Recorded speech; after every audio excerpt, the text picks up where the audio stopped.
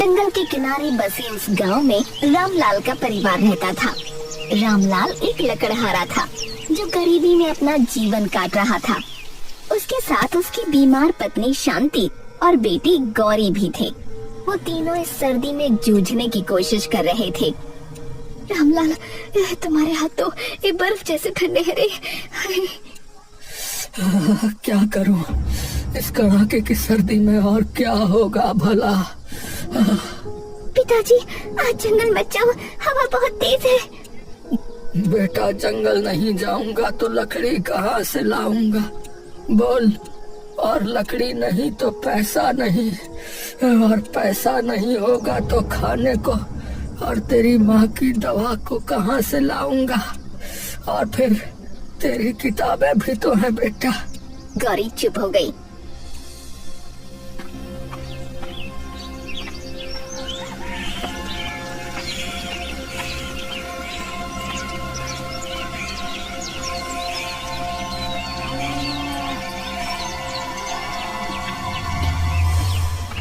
अरे रामलाल भैया, अरे इतनी जल्दी सुबह सुबह ऐसे चले जा रहे हो जैसे जंगल में सोना बिखरा पड़ा हो। अरे सोना तो नहीं मस्तराम, पर लकड़ी जरूर बिखरी है, और वही मेरा सोना है। हाँ भाई हाँ, आज जमींदार साहब के यहाँ भी जाना है ना। अरे बड़ी दावत है, वहाँ तो तुम्हारे हाथों के बने पकवानों की धूम मचेगी भाई। अरे हाँ हाँ, वहाँ भी तो जाना है। गौरी की फीस के लिए, शांति की दवा के लिए कुछ तो कमाना होगा भाई। सिर्फ लकड़ी काटने से भला कहाँ काम चलता है, बोलो।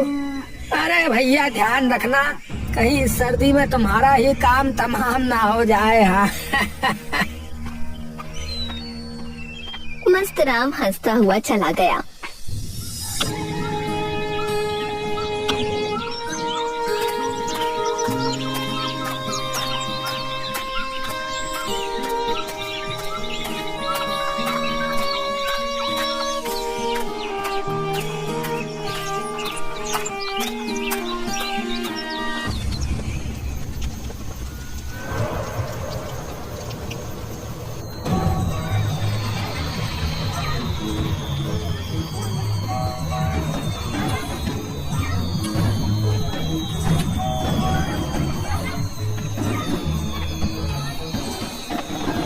अरे जल्दी खाना बनाओ और निकलो। और हाँ, अभी से बता देता हूँ, अपने साथ कुछ ले जाने की उम्मीद मत रखना, समझे। वो तो और कोई बावर्ची नहीं मिला तभी तुमको बुलाना पड़ा, वरना तो मैं तुम्हारी शक्ल भी ना देखूं। जी जी जमींदार जी। रामलाल ने खाना बनाया और उसका मेहनताना लेकर अपने घर पहुंचा।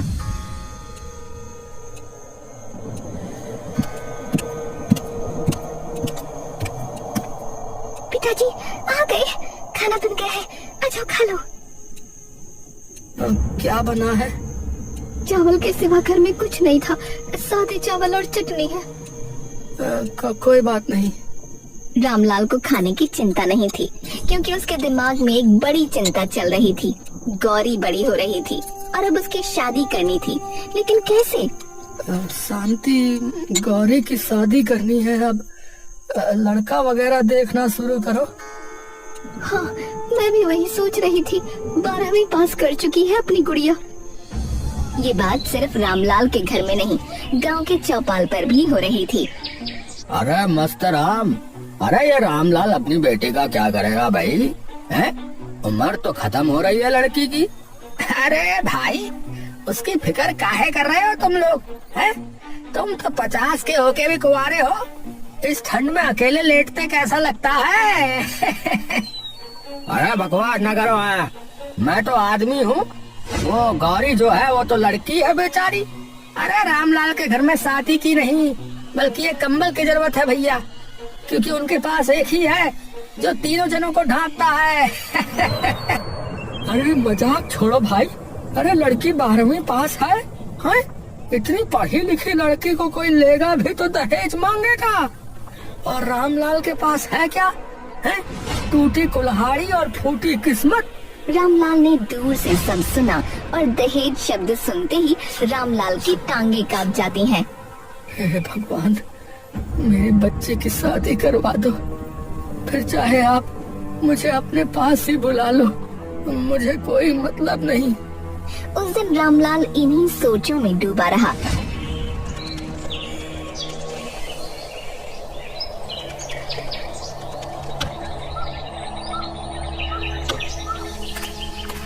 जंगल से लकड़ियों का भारी गट्ठर ढोते हुए बर्फ से भीगी पगडंडी पर उसका पैर फिसला।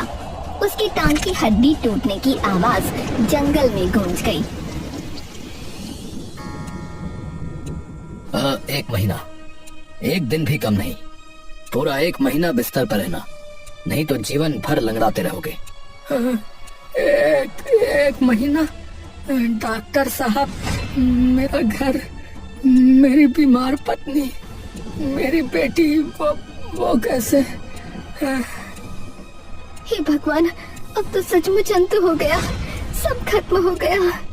घर की कमान अब उन नन्हे पर मजबूत कंधों पर आ गई जो हमेशा किताबें थामती थीं। गौरी ने आंसू पोंछे और सीधा जमींदार विजय सिंह की हवेली का रुख किया।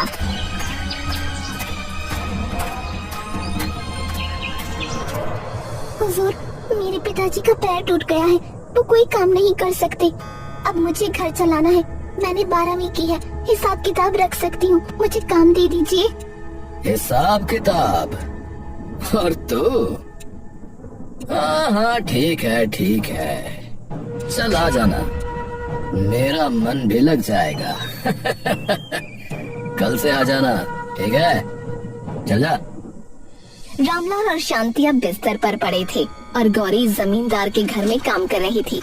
वहीं उसकी मुलाकात हुई राजेश से। राजेश को पहले से जानती थी वो, उसके साथ ही स्कूल में पढ़ा था। लेकिन अब यहाँ बात कुछ और होने वाली थी।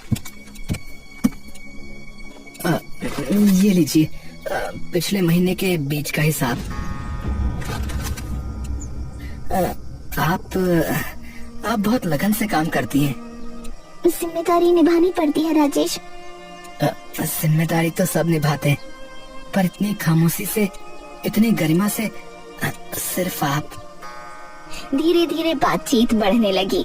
राजेश की नेक नजरों में गौरी को अपने पिता जैसी ईमानदारी दिखी और गौरी की मेहनत ने राजेश के दिल में एक नया विश्वास जगा दिया।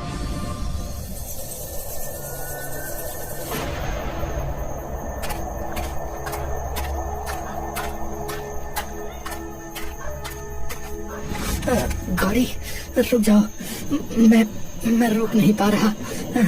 तुम्हारी हर मुसीबत में मुस्कुराहट, तुम्हारा हर दिन अपने परिवार के लिए जीना मुझे बेकरार कर देता है। मैं तुमसे प्यार करने लगा हूँ। राजेश, ये मैं तुमसे विवाह करना चाहता हूँ।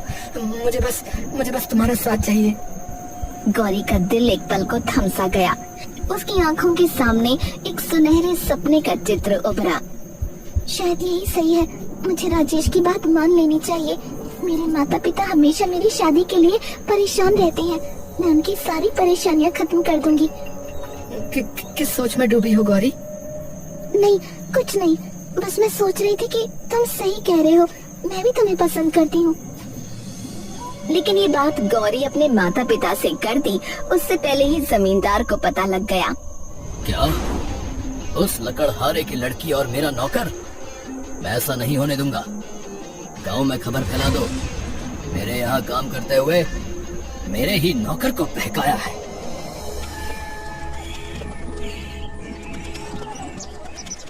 अगले ही दिन गांव के चौराहे पर एक नौकर ने ढोल पीट पीट कर ऐलान कर दिया। सुनो सुनो सुनो,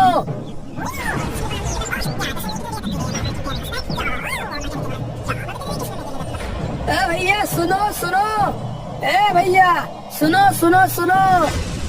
रामलाल अभी भी टोटी टांग लेकर बैठे थे जब ये खबर उन तक एक जलते हुए अंगारे की तरह पहुंची। गौरी जब घर लौटी तो उसके सामने उसके अपने पिताजी हाथ जोड़कर खड़े थे। बेटी गौरी, अरे मेरी लाडली, अरे तूने ये क्या कर डाला? पिताजी, ऐसा न बोलिए, मैंने कुछ गलत नहीं किया। हाँ, मैं राजेश से प्यार करती हूँ और वो भी मुझसे बिना किसी लालच के प्यार करता है।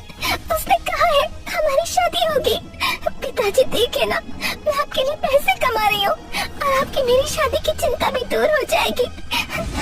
लेकिन रामलाल बस रो रहा था। तभी मस्त राम आ गया था और बोला, अरे रामलाल भैया, अरे इतनी सर्दी में तुम्हारी बेटी ने इश्क कर लिया भाई। अरे हमारी तो सुबह उठने तक की हिम्मत नहीं होती। कैसे कर लिया? मस्त राम काका, आपको अपने जीवन में तो कुछ नहीं है, इसलिए दूसरों के जीवन में घुसते रहते हैं। जाइए वरना धक्का मार के बाहर निकालूंगी। मस्त राम का चेहरा बुझ गया। वो बिना कुछ कहे लौट गया।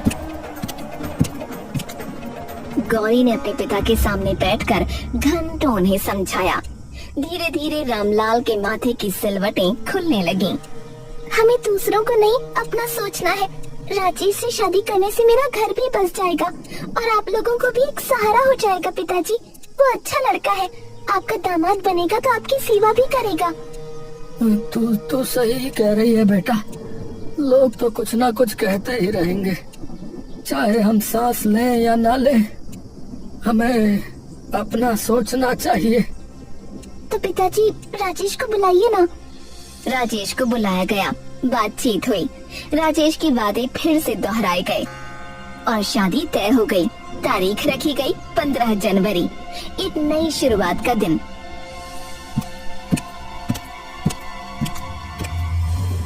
लेकिन इतनी जल्दी क्या है? अभी तो इतनी सर्दी हो रही है। सर्दी में हमें जीना नहीं छोड़ देना ना माँ, तो शादी क्यों टालनी है? गौरी सही कह रही है। काल करे सो आज कर और आज करे सो अब।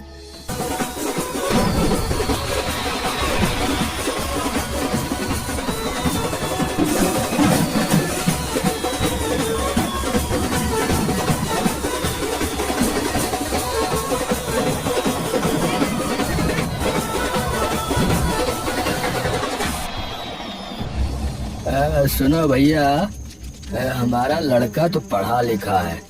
हमें जो है ना 50,000 रुपए जो है नकद चाहिए भैया। हाँ, और जो है एक नई मोटरसाइकिल भी। हाँ, इन लोगों ने प्रेम विवाह करने का सोच लिया, लेकिन हमें तो समाज के हिसाब से चलना है ना। समझ रहे हो ना? अरे मेरे भाई साहब, अरे हमारी हैसियत तो आप जानते ही हैं। अरे हैसियत है? अरे तो फिर शादी की हैसियत कैसे आ गई है? कैसे हो गई हिम्मत तुम्हारी? अरे नहीं है कुछ तो शादी नहीं होगी।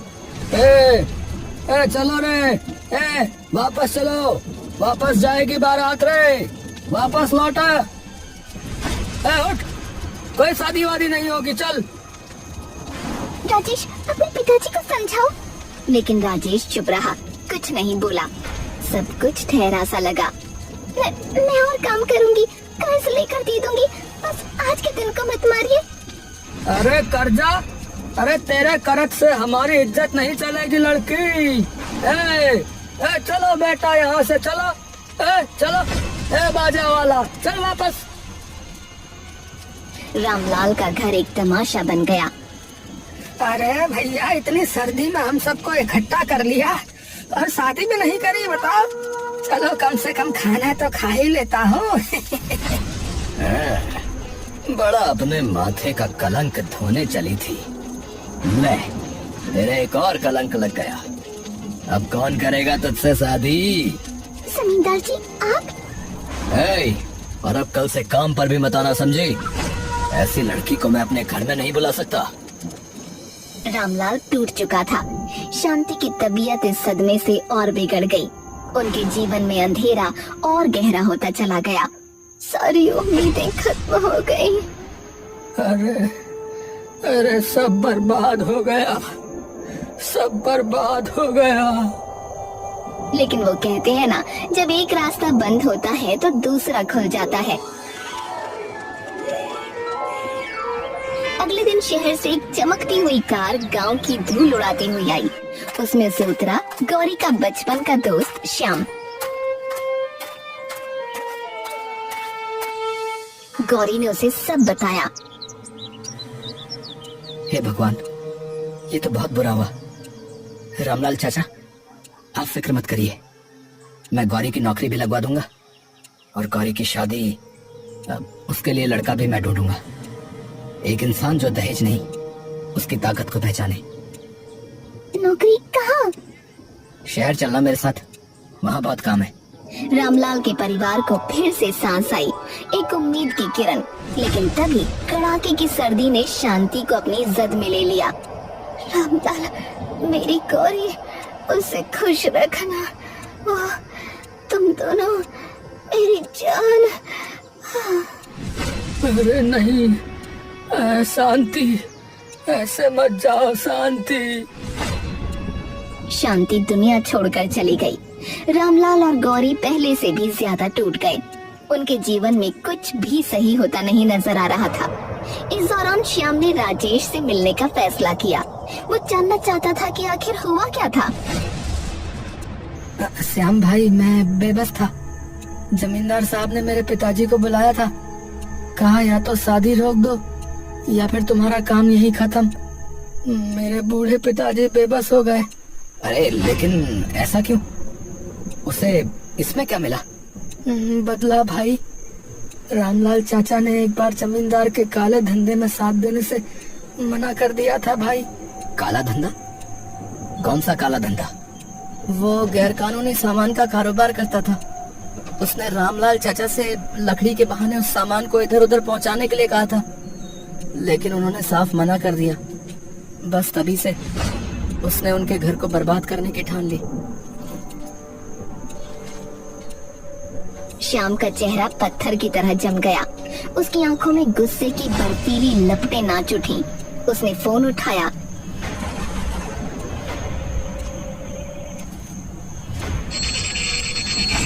हेलो, पुलिस थाना। मैं गुप्त सूचना देना चाहता हूँ। विजय सिंह के गोदाम नंबर 3 में आज रात को बड़ी खेप आ रही है, नकली सामान की। हाँ, पूरी तैयारी कर लीजिए। कड़ाके की सर्द रात थी। चांद भी डरकर बादलों के पीछे छिप गया था। पूरा गांव कपकपा रहा था। तभी पुलिस ने जमींदार के गुप्त गोदाम को चारों तरफ से घेर लिया।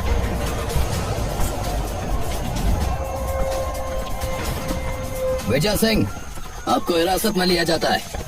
इनको हथकड़ी लगाओ भाई।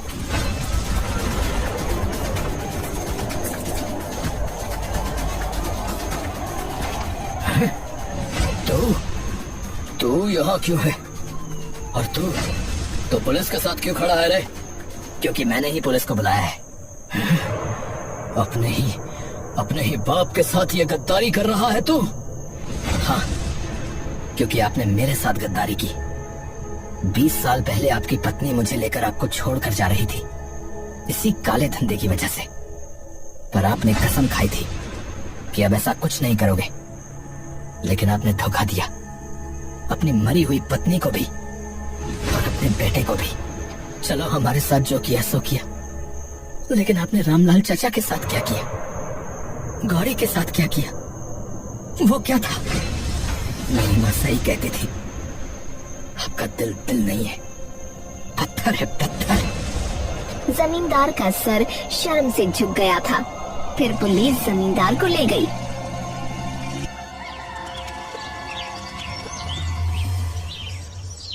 अगली सुबह श्याम ने रामलाल और गौरी को सब कुछ बता दिया।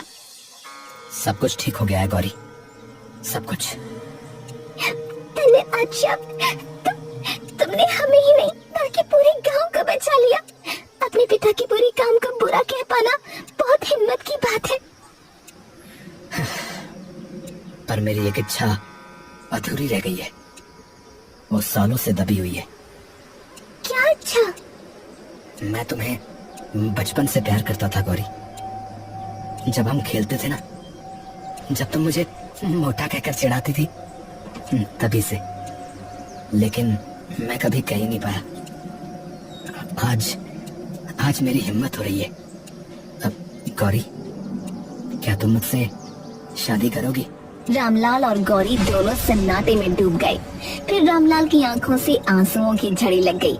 इस बार वो दर्द के नहीं, खुशी के आंसू थे। बेटा, अरे श्याम बेटा, अरे भगवान ने तुम्हें हमारे लिए ही बचा कर रखा था बेटा। तुम मुझसे? हाँ, हमेशा से। वरना बताओ, एक सॉफ्टवेयर इंजीनियर बनने के बाद भला गांव लौट कर क्यों आऊंगा? बात तो सही है।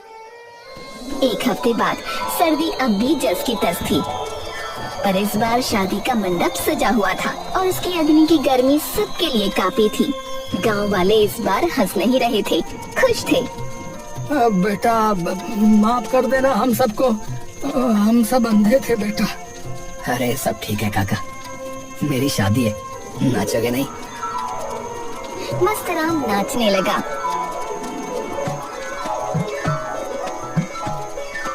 शादी के बाद श्याम ने रामलाल से कहा, चाचा, अब आप हमारे साथ शहर चलिए। अरे नहीं बेटा, मेरी जड़ें यही हैं, अपने गांव में। इसी मिट्टी में मेरा सब कुछ दफन है बेटा। तुम लोग खुश रहो, बस एक काम करना बेटा। अब क्या? सर्दियों में एक अच्छा सा कंबल जरूर भेज देना, वो पुराना अब बहुत हो गया। अरे चाचा, गौरी ने आपको बताया नहीं? मैं कंबल हीटर सब ले आया हूँ, अब आप लोगों को कोई ठंड नहीं लगेगी।